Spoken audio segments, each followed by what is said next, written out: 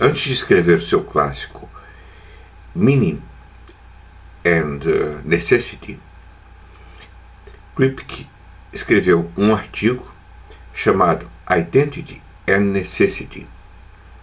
Esse artigo pequeno pode ser lido, talvez deva ser lido antes do livro, porque contém ideias básicas que serão mais tarde desenvolvidas.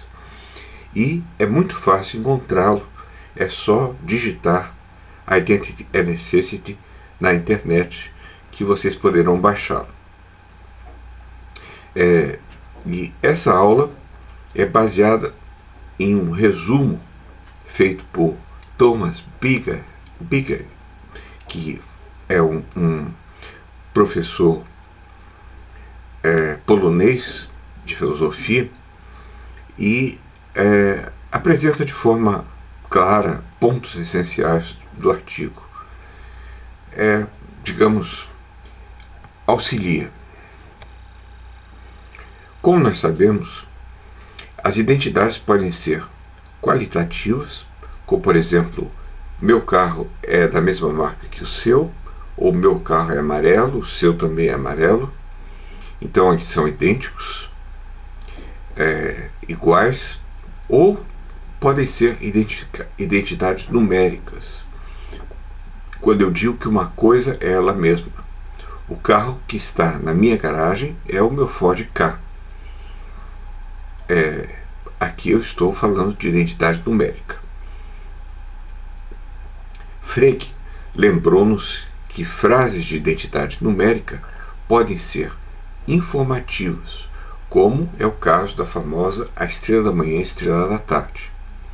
Você tem frases de identidade numérica do tipo A é o mesmo que A, estrela da manhã é estrela da manhã, A é igual a A. Mas você tem do tipo A igual a B, como a estrela da manhã é a estrela da tarde. Nesse caso, ele dirá que o modo de apresentação de a estrela da manhã é diferente do modo de apresentação pelo qual a estrela da tarde apresenta o objeto, que é o mesmo, que é Vênus. Isso é responsável pela diferença que permite a informatividade dessa frase. Embora as duas descrições se refiram ao mesmo planeta Vênus, a frase é informativa, porque foi uma descoberta astronômica o fato de que a estrela que aparece de manhã é a mesma que a estrela que aparece à tardinha, que é o planeta Vênus. Isso foi uma descoberta dos babilônicos. Como essa identidade precisou ser verificada através de meios empíricos, digamos, seguindo a estrela, ou sei lá eu como, e não meramente meios linguísticos, fica claro que essa identidade não é a priori. Ela depende da experiência para ser estabelecida. Ela é uma identidade a posteriori. Bom, esse argumento de Frege sempre pareceu perfeitamente correto, nunca foi discutido, até que Saul Kripke, por volta de 1970, desenvolveu uma estratégia para desafiá-lo. É uma estratégia interessante. A conclusão original de Kripke é de que todas as nossas frases verdadeiras de identidade numérica são necessárias. Não só as do tipo A é igual a A, mas também as do tipo A é igual a B. No artigo Identity and Necessity, Kripke apresentou um argumento lógico para demonstrar que é assim. Eu vou expor esse argumento seguindo a versão mais clara de Thomas Bigger, que é a seguinte. Primeiro, todo objeto é necessariamente idêntico a si mesmo. É a lei da identidade. Ou seja, para todo x é necessariamente verdadeiro que x é igual a x. X é o mesmo que x. 2. Vamos então assumir que para algum x, x é igual a y. X é o mesmo que y. 3. Nesse caso, com base na lei de Leibniz da indiscernibilidade dos idênticos, para todo enunciado verdadeiro que contém a variável x, se nós substituirmos por y, sob a assunção de que x é igual a y, o enunciado permanecerá verdadeiro. 4. Dado esse fato, tomamos a premissa 1 e nela substituímos x por y, concluindo o seguinte condicional: para todo x e y, se x é o mesmo que y, então é necessariamente verdadeiro que x é o mesmo que y, que x é igual a y. Quer dizer, uma vez que você estabeleça que x e y são o mesmo, então necessariamente x e y são o mesmo. Se fosse só isso, não seria nada demais.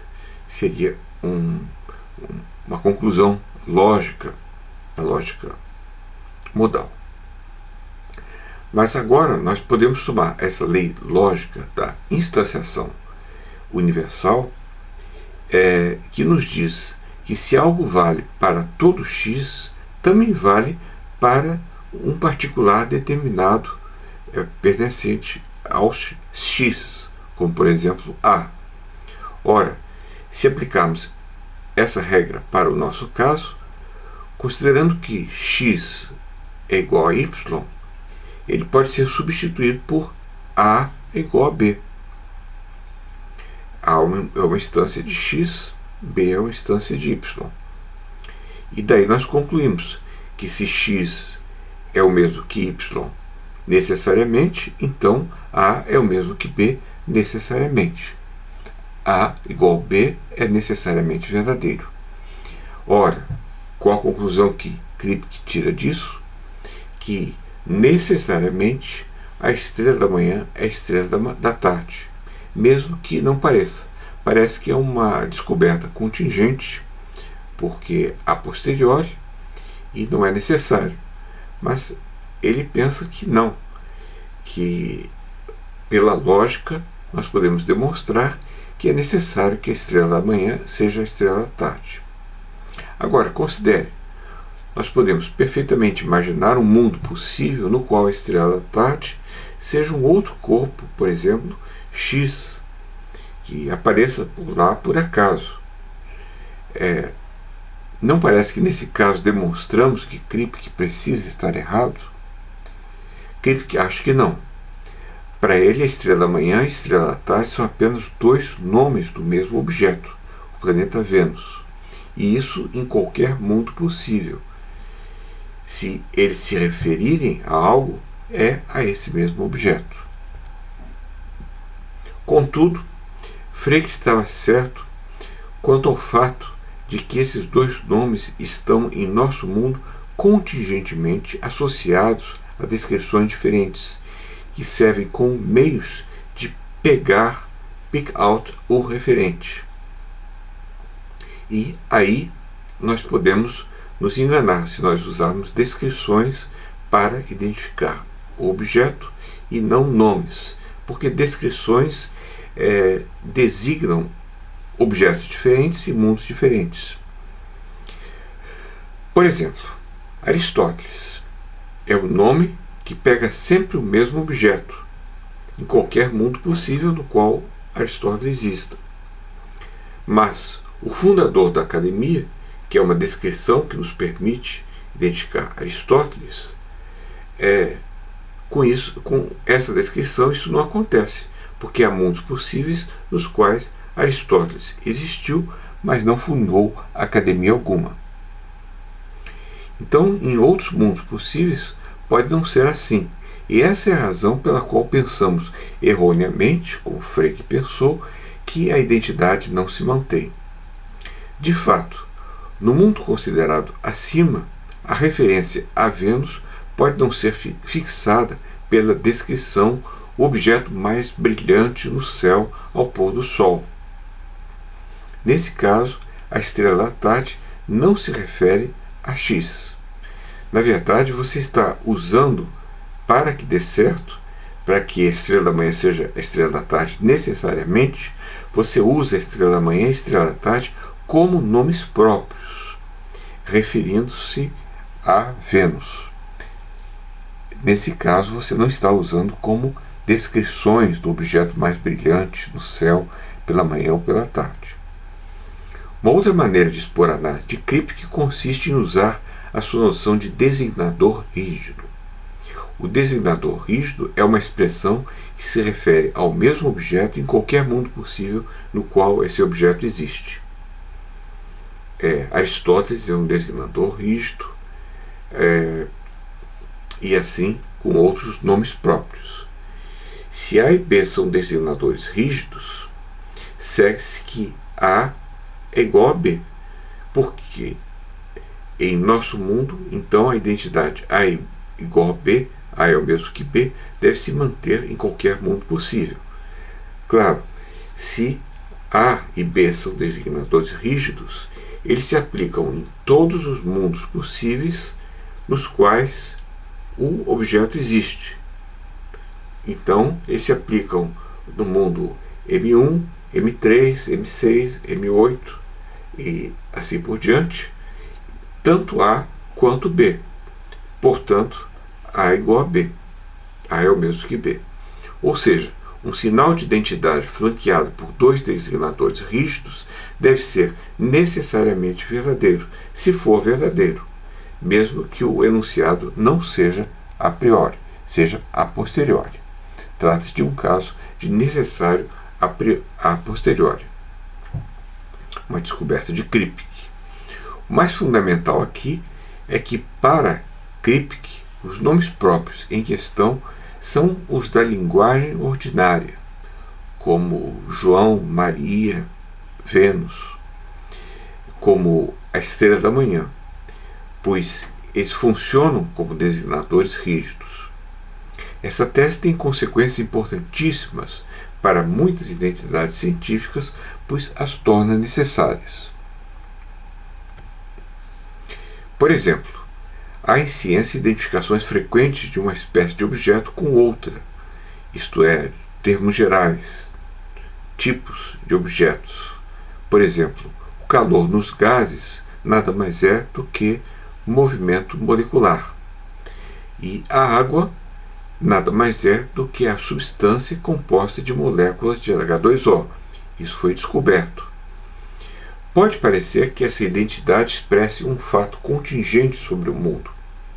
Poderia não ser assim, pois a água poderia ter outra estrutura química e o calor poderia ser produzido por outro mecanismo. Mas Kripke acha que não. Acha que água, uma vez que você estabelece que água é H2O, isso é verdadeiro em todo o mundo possível. Esta é uma identidade necessária.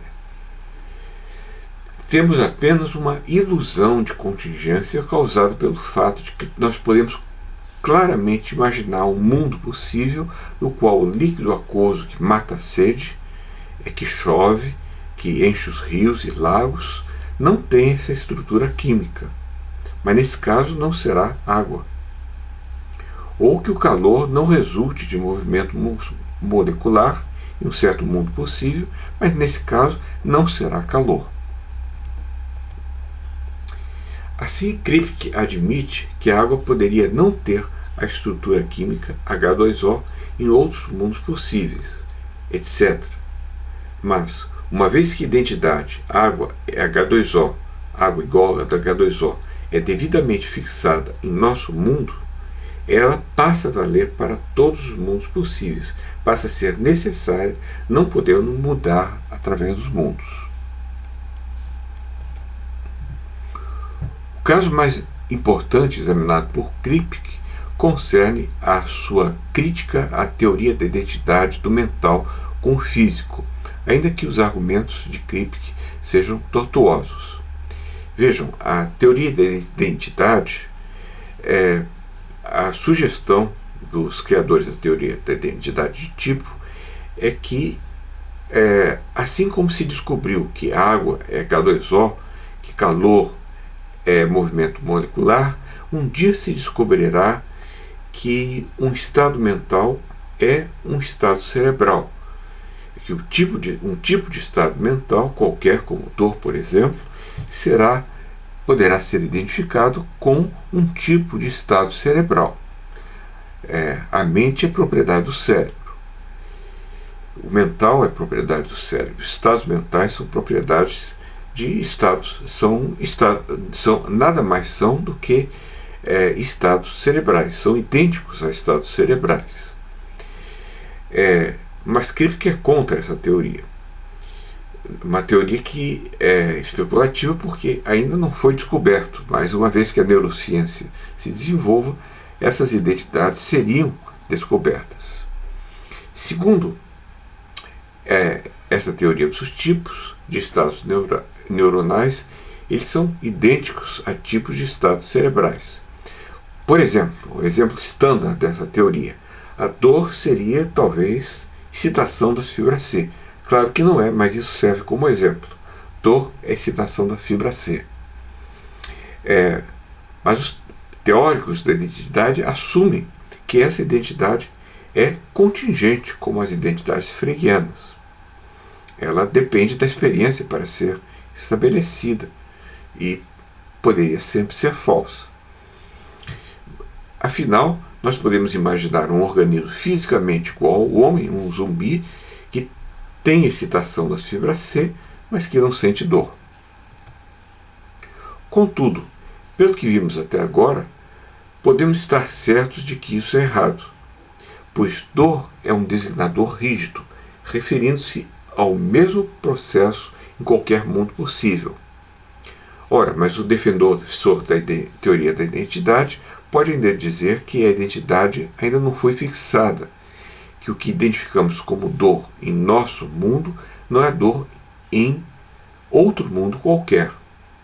Mas para Kripke, essa opção não está disponível. Ele pensa que o termo dor é peculiar no sentido de que o método de fixar o referente é por referir à dor mesmo, à própria dor. Se você diz que está com dor, é porque, se você pensa que está com dor, é porque você está com dor, você está sentindo dor. Não há um vácuo, não há uma distância entre uma coisa e a outra. Entre pensar que está com dor e estar com dor. Isso é diferente do calor. No caso do calor, nós fixamos a referência por notar aquilo que produz a sensação de calor. Eu tenho a sensação de calor e o ambiente está quente. Esse ambiente que está quente, ele produz a minha sensação de calor. Há aqui um vácuo, há uma distância entre o calor ambiente e a minha sensação de calor. Mas não é o caso da sensação de dor.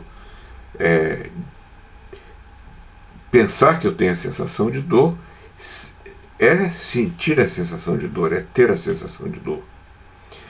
Afinal, em nosso mundo, a referência é determinada pelo movimento molecular externo, é o segundo polo da identidade, que causa a sensação, assim como o calor ambiente causa a sensação. Duas coisas que são idênticas. Mas em outro mundo possível, a mesma sensação pode ser associada a outra causa física qualquer. Sim, em princípio, mas não se forem designadores rígidos. No entanto, no caso da dor é diferente. A descrição correspondente ao termo é sensação de dor, que é essencialmente o mesmo que o termo em si mesmo. Você não pode ter dor sem sentir dor. Por isso, a teoria da identidade se demonstra, nesse caso, inconsistente, pensa Kripke. Mas talvez os defensores da teoria da identidade possam se segurar no segundo elemento da identificação. Nós podemos ter em nosso mundo meios de identificar o referente de fibra C descarregando. Pode ser que esse termo em nosso mundo seja identificado a sensação de dor, e assim também em outros mundos possíveis. Mas agora é perfeitamente possível que o termo fibra C descarregando, concebido como um designador rígido agora, não seja concebido como nosso modo de fixar a sua referência em outros mundos possíveis. Portanto, precisamos admitir que a identificação da descarga de fibra C com a sensação de dor em qualquer mundo possível é um fato contingente, não é um fato necessário. Difícil entender isso aí. Quanto à bibliografia,